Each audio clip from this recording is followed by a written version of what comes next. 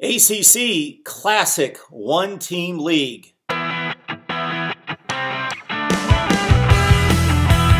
Mark Rogers TV, the voice of college football. If you love the game that we love, smash that like button, subscribe, share the videos. Of course, this is your place for college football, the very best in discussion, debate, and analysis.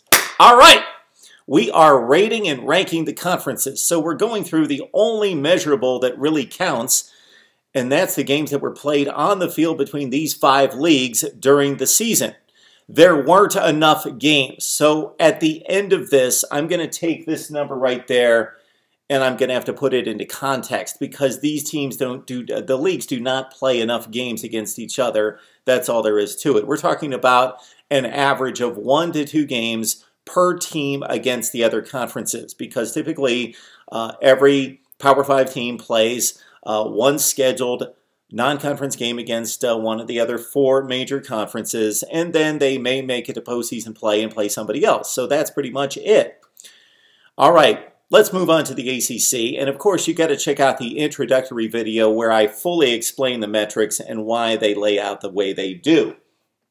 Just keep in mind that we took all the leagues, we seeded them.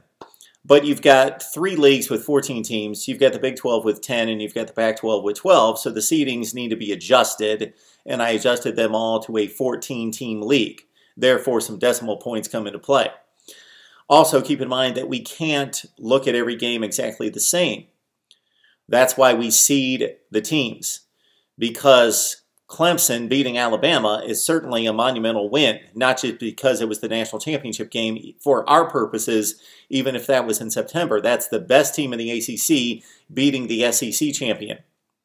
So that needs to be weighted differently than when Clemson beat Texas A&M. Still a good team, but a roughly top 15 to 25 team, a 6 seed in the SEC. Therefore, the weight of each game is adjusted. So we start with a baseline of 14 points per game, 14 points based on the seeding of each league, 14 seeds in each league. So we start with 14 points. That's the baseline value given to each game. So if Clemson beats Alabama, they're both 1 seeds. So that's a 14-point win for the ACC, and it's a 14-point deduction or loss for the SEC. But Clemson, as a 1 seed, defeating Texas A&M as a 6 seed, well, that's a 5 seed difference. Therefore, we take those 5 points and we deduct them off the win. Therefore, Clemson and the ACC get 9 points for that win, and the SEC only takes a 9-point hit for that loss. That makes total sense. Is the system perfect? No. It doesn't take into account injuries. It doesn't take into consideration absences from bowl games like West Virginia suffered in particular against Syracuse, where they lost their quarterback, 2 best wide receivers, 2 of their 3 best wide receivers, their left tackle against the Syracuse team that was almost fully stocked, although the Orange were missing one of their best defensive players as well. Michigan missing most of its best players against Florida. Can't take that into account. That would be impossible to measure. The results are the results. The other thing that can't be measured is how good the teams were at that particular time of year. Most of these games were played in September, and then most of them then played in bowl season. So you've got a big gap of conference games, mostly in October, November, and into December, the conference championship games in which these teams were not playing. So a team in September was not necessarily the same team at the finish of the year. I think Minnesota is a good example. They were playing their best football at the end of the year. As a 10 seed in the Big Ten, 3-6 in the Big Ten, they defeated the 5 seed out of the ACC, Georgia Tech, and we'll talk about that in just a second. So that can't be taken into account either. Also, we are not measuring group of 5 wins and losses in FCS. Mostly the wins wouldn't count for much, but the losses are obviously and should be damaging to a league in the Power 5 losing to an FCS school. So those are not taken into account here. This is a closed experiment. So it is a pure metric here because it's a closed experiment. There aren't these hypothetical factors and hypothetical numbers. These are all true numbers based on the results on the field. All right, here we go. The ACC out of conference went 43-23. That's not bad. I believe off the top of my head that's decidedly better than the Pac-12. and a little bit less than what the Big 12 produced. Those are the two leagues we've already looked at, so check out those videos. Against the Power 5, though, the ACC went 9-18. So if we just took the record, as many other people do, you'll see online, they'll just look at the records and say the ACC went 9-18 against the other four leagues, therefore it was awful and the worst league. Okay, we've got to put these games into context, as we just mentioned. The Clemson-Alabama comparison compared to Wake Forest losing to Notre Dame, that shouldn't damage the league much because Wake Forest was the 12 seed in the ACC and Notre Dame was a 1 seed. We were giving them a 1 seed based on their undefeated record in the regular season. Against the group of 5, the ACC, a pretty respectable 19-4, depending on those group of 5 teams, of course. You've got Boise State and Central Florida at the high end. You've got some other schools at the low end of the group of 5. So that has to be taken into consideration, and we'll do that eventually. This is all about the Power 5 here in terms of the numbers you see on the board. And against the FCS, the ACC at 15-1. And there you go. All right, let's run down the results here. Let's keep in mind, before I run down the Power 5 results, that the ACC had some decent wins against the Group of 5 in amongst that 19-4 record. You had Miami defeated Toledo, Virginia over Ohio University, Florida State defeated Northern Illinois, Wake Forest over Memphis in the Birmingham Bowl, probably the most impressive of the Group of 5 wins for the ACC. Consider Wake Forest near the bottom at 3-5. Of the ACC, defeating a good Memphis team in the bowl game, and Duke over Temple, a Temple team that was 8-4 going into bowl play.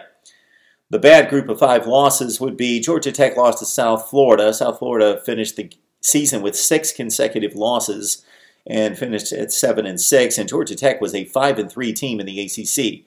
So they shouldn't lose to a group of 5 school, and that's a loss for the ACC. East Carolina, not a good group of 5 school, handily defeating North Carolina.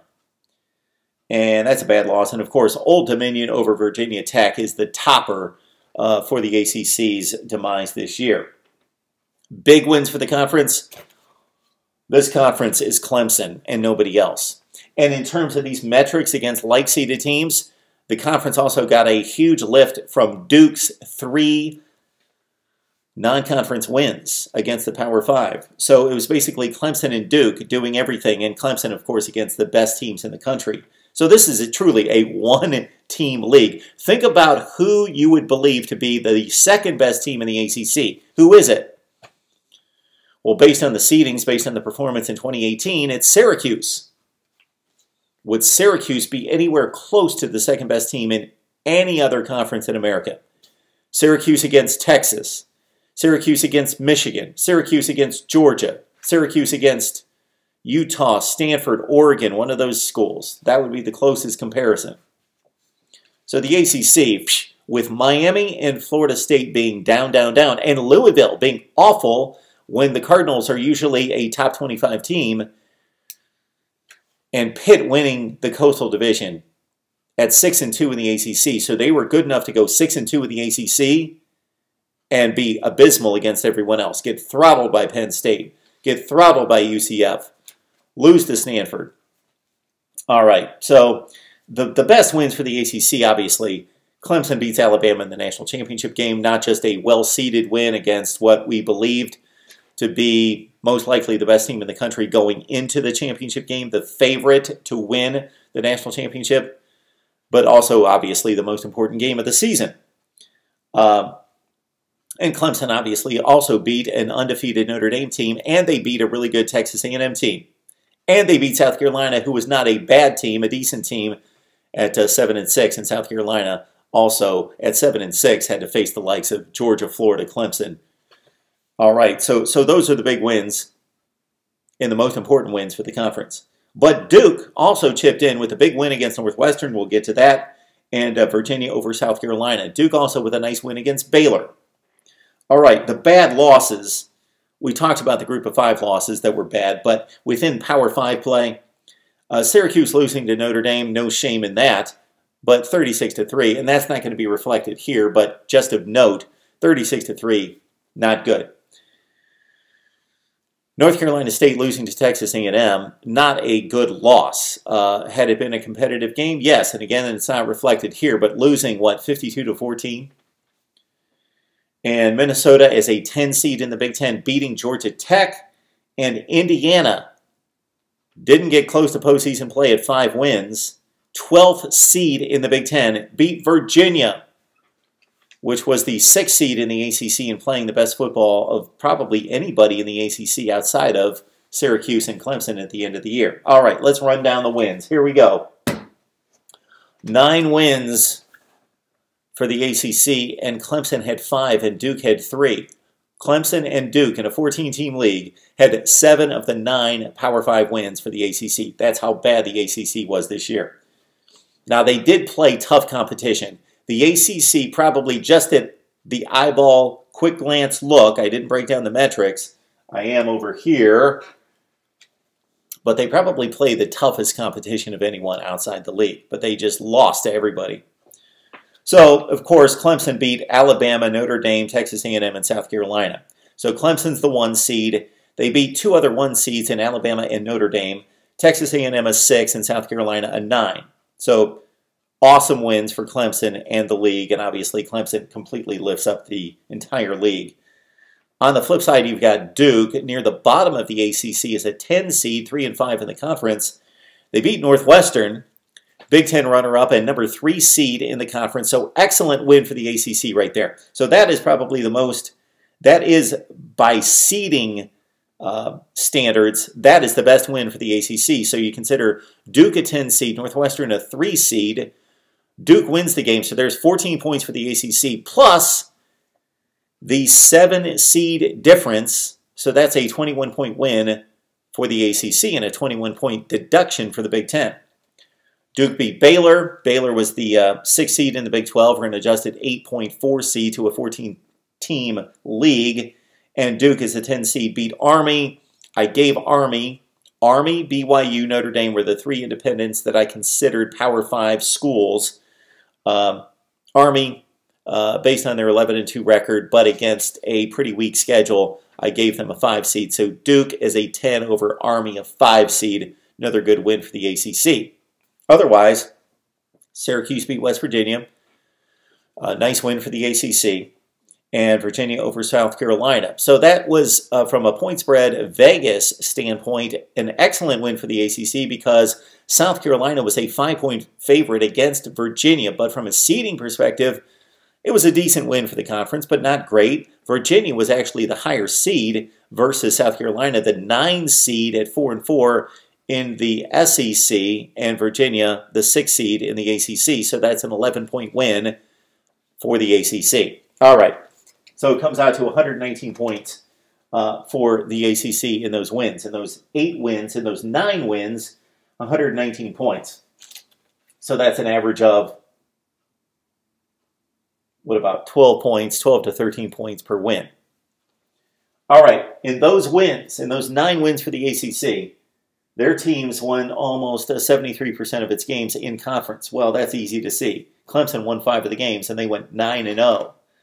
So I had to take Clemson's 9-0 in the ACC, 8-0 in the regular season, winning the ACC championship game. So Clemson went 9-0 in the ACC, and because they won 5 Power 5 games outside the conference, I had to multiply that 5 times. So Clemson accounts for a 45-0 toward that 72%. And then you had Duke winning 3 games against Power 5. So they're 3-5, multiplied 3 times is 9-15. So that factored in and brought it down. And then you had Syracuse at 6-2, Virginia 4-4, winning games for the ACC. But that was it. Now, the teams they played were pretty darn good, winning almost 66% of its games. And another flaw in the system, so I admit my flaws in the system. This is not a purely perfect system. That doesn't exist. Is that I did not count Notre Dame in the conference.